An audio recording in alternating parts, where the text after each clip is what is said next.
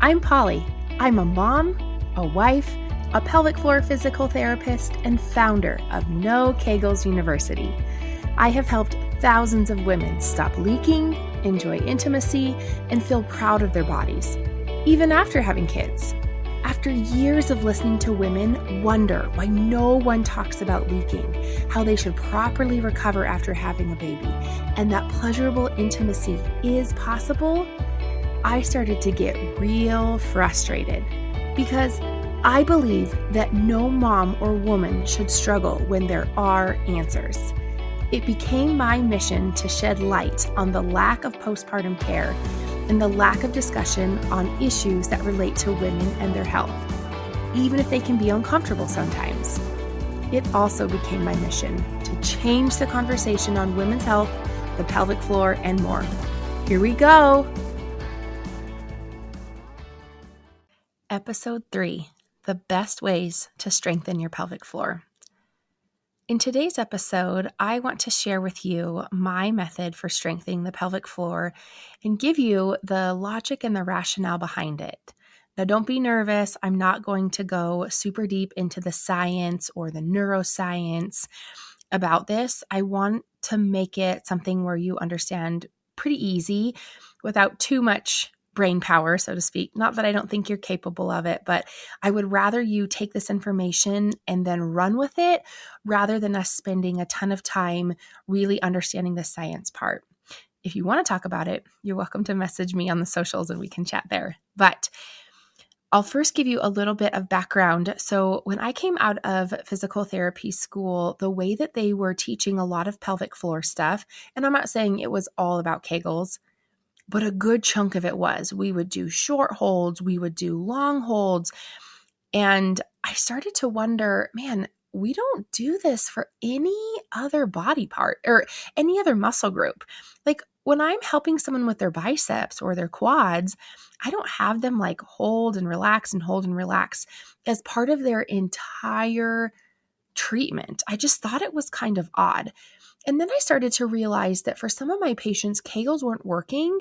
And I also realized, because it did say in the research, and this was something that I quoted all of the time, the research says you have a 30% chance if it's explained to you visually or like if you hear it auditory, that you have a 30% chance of doing it the right way. But in my experience, which in the very beginning, it wasn't that much experience at all, I would vouch to say that it's a lot less than that. When I had patients in my office and I would check their pelvic floor to see if they were doing a Kegel or a pelvic floor contraction correctly, they weren't. Sometimes people were bearing down, almost like they were trying to have a bowel movement or pass gas on purpose. And when I explained it to them, they would say, no, I'm doing it. I'm squeezing my pelvic floor muscles.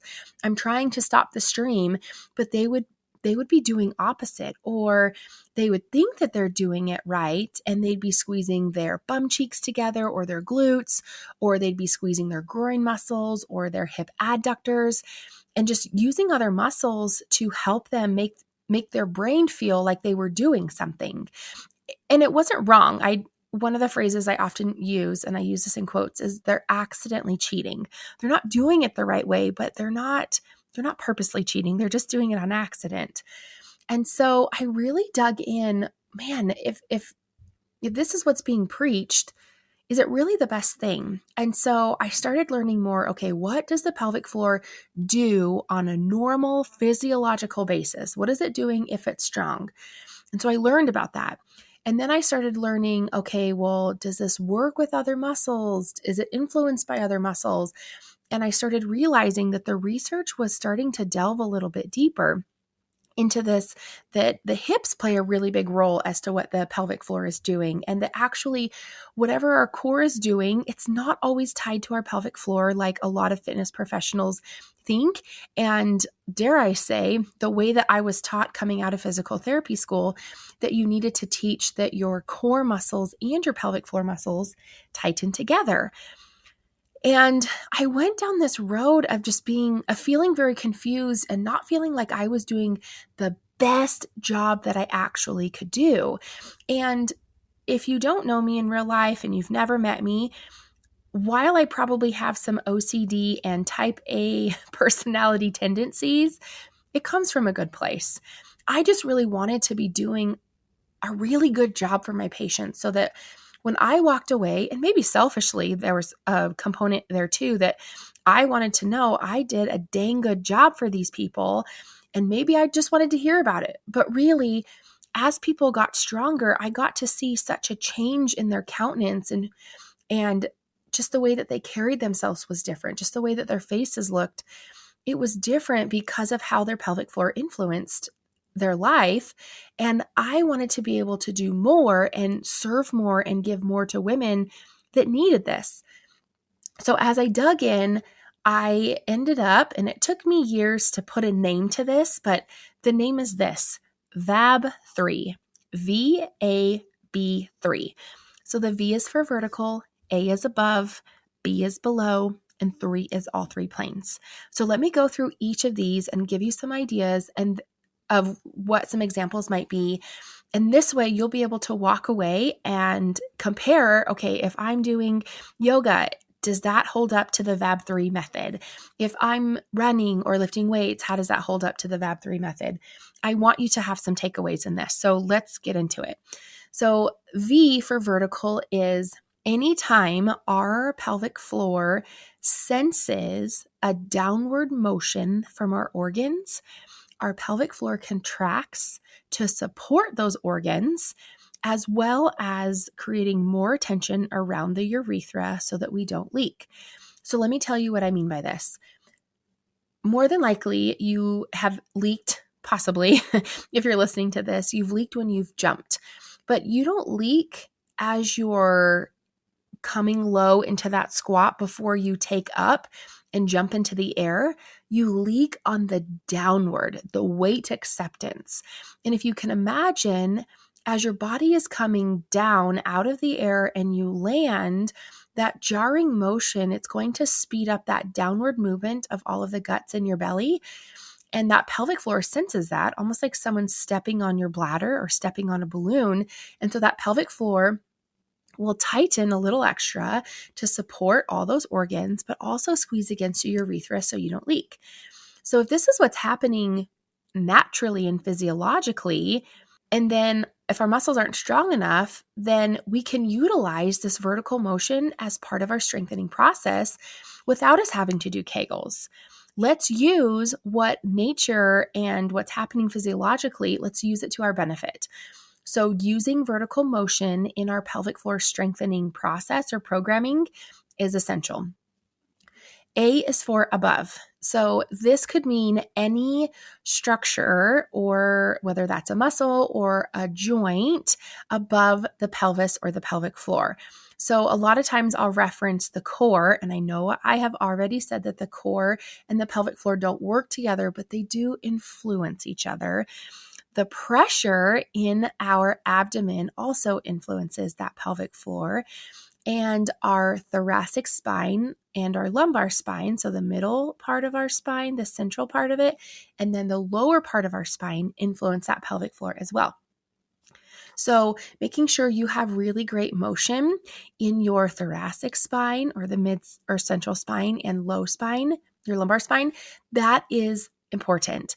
And if those joints are moving well, then those muscles also get to respond to all of that movement. And they will eventually, assuming you're exercising and applying appropriate strengthening principles, they will become strong as well.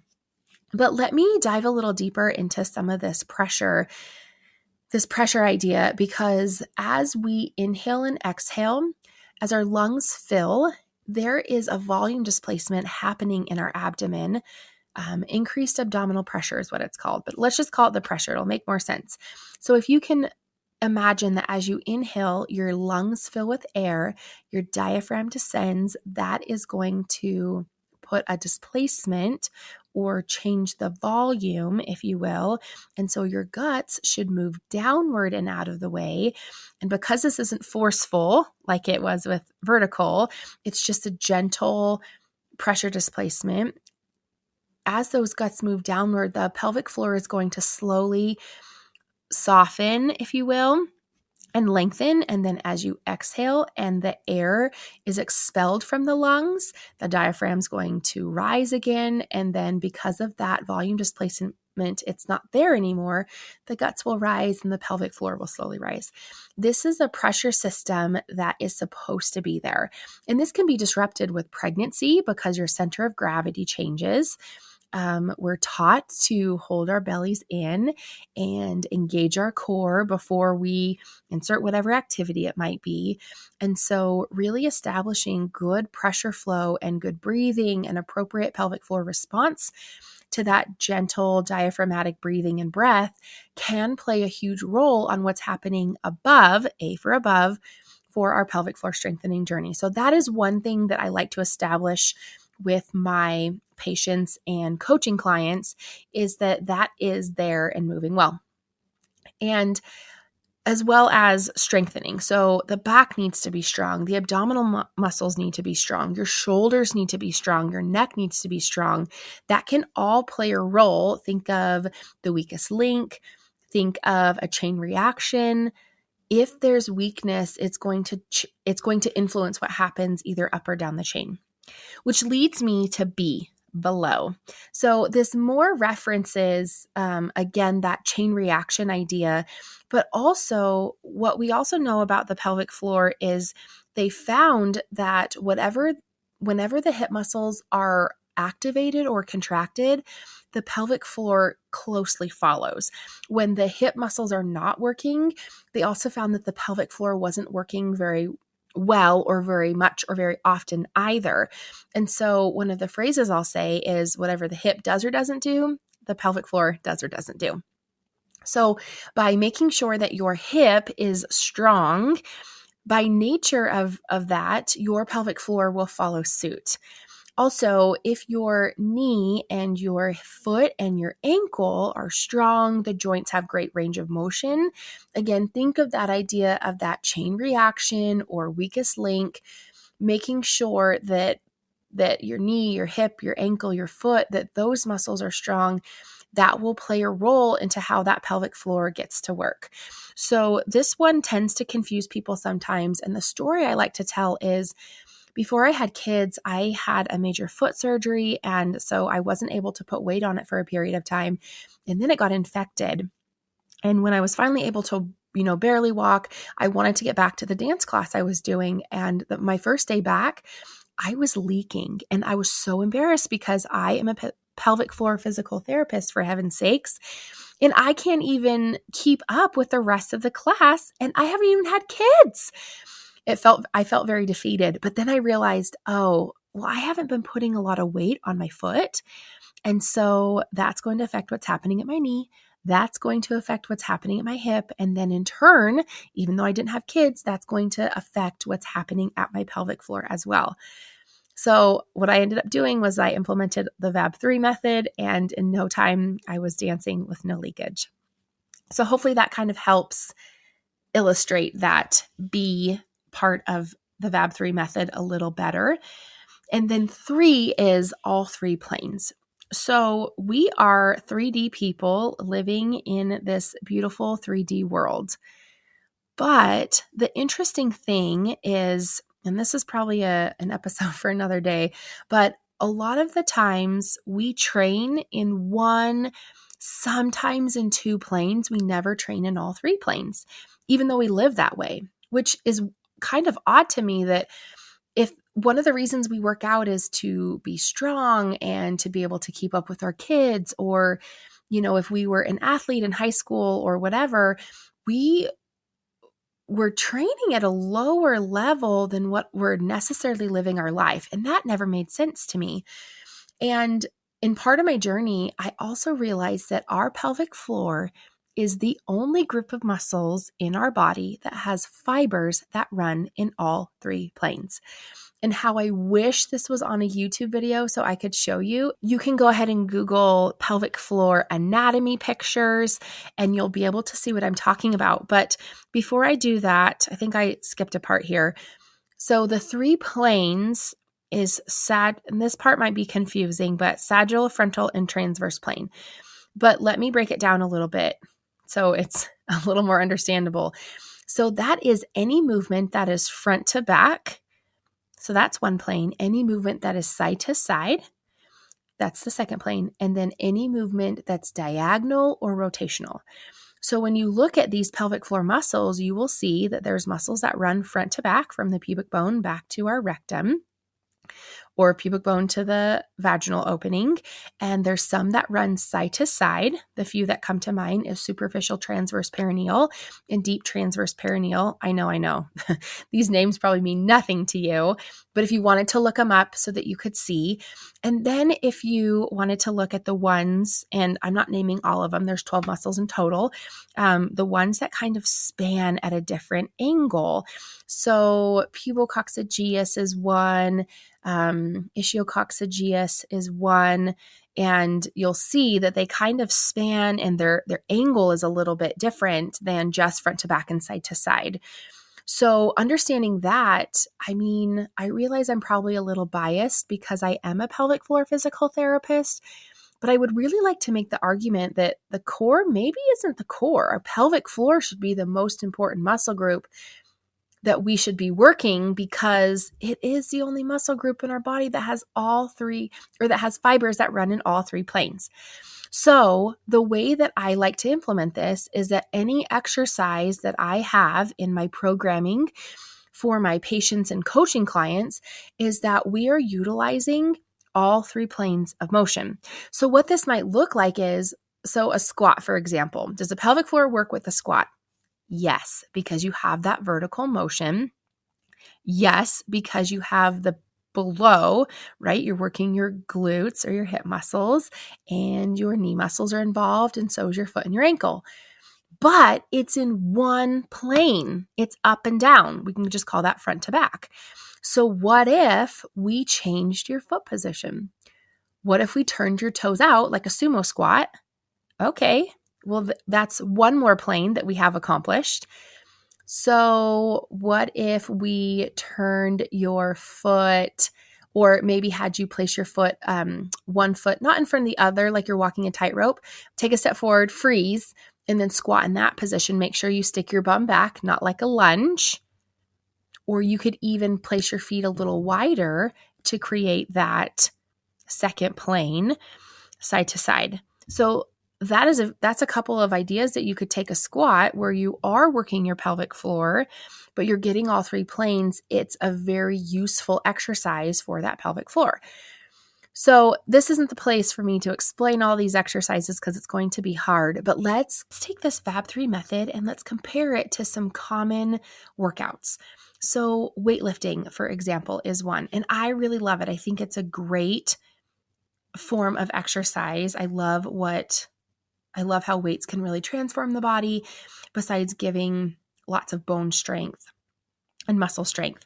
But a lot of times weightlifting is done in just one plane, right? With squats or bicep curls, right? Front to back, front to back. Maybe you might do like a lateral raise. Okay, well, that's part of the shoulder, but that's not all the shoulder. So is that working the pelvic floor? Not necessarily, but I might add something else into that.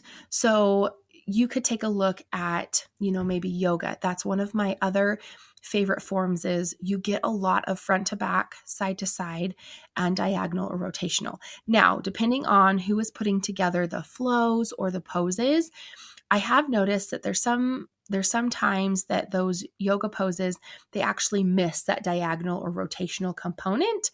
So at the end of that class, or maybe later on that day, I might throw in some diagonal or rotational components, whether that's another yoga pose. Maybe I'll add some different, squats in there to target that pelvic floor in all three planes, more in the diagonal and rotational component or plane. So I'm getting appropriate strengthening for my pelvic floor. Another one that I like to bring up is biking, because a lot of women like doing this, or moms, I should say, they like doing it with their kids. And unfortunately, it's one plane and it's not weight bearing, which that's part of the vertical, V for vertical, in this method. So if you're just riding your bike front to back, front to back, front to back, we're missing those, the side to side or diagonal rotational. So And I'm not one to say, okay, well, don't ever do that exercise.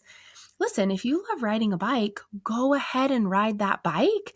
But what I would also say is go ahead and add a little bit more in. So by adding a little bit more in, you can count that day as, okay, well, I worked on my pelvic floor that day.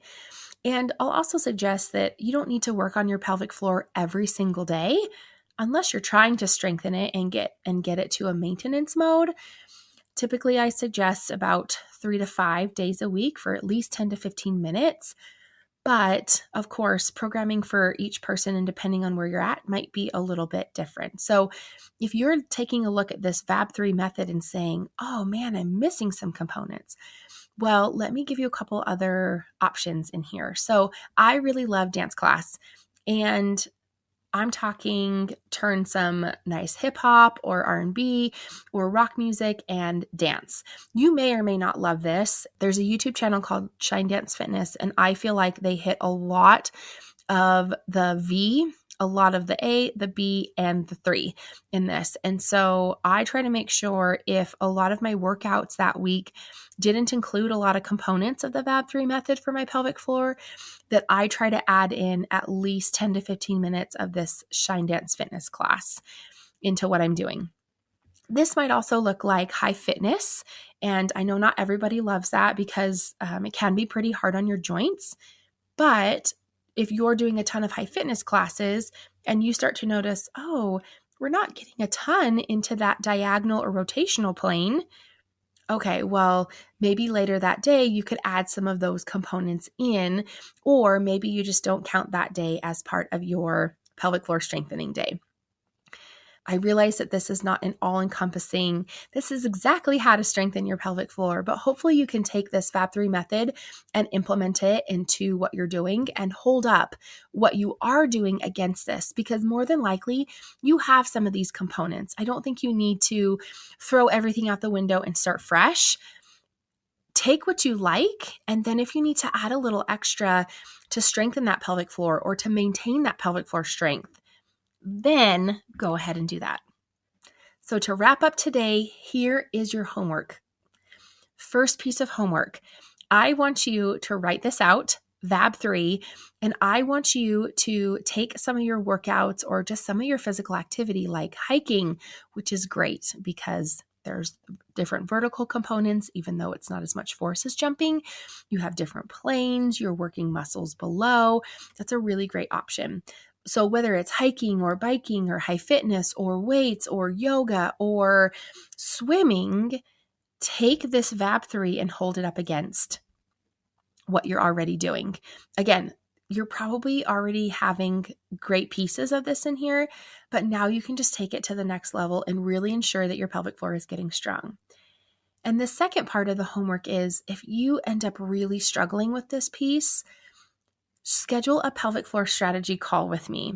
In 15 minutes, you and I will come up with at least 3 strategies for you and your pelvic floor. Take your current workout and hold it up to that VAB3 method and see where we can improve. And then you'll walk away with at least 1 month's worth of pelvic floor strengthening exercises. Remember, you're an heiress and a queen and everything in between. If you enjoyed this episode or even wondered if I can help you, check the show notes for more details. And to see what else I'm up to, follow me on the socials at Beyond the V, by Pauli. Because I'm changing the conversation on women's health, the pelvic floor, and more, I still need your help. Please subscribe, leave a review, and share with a friend or two. See you next week.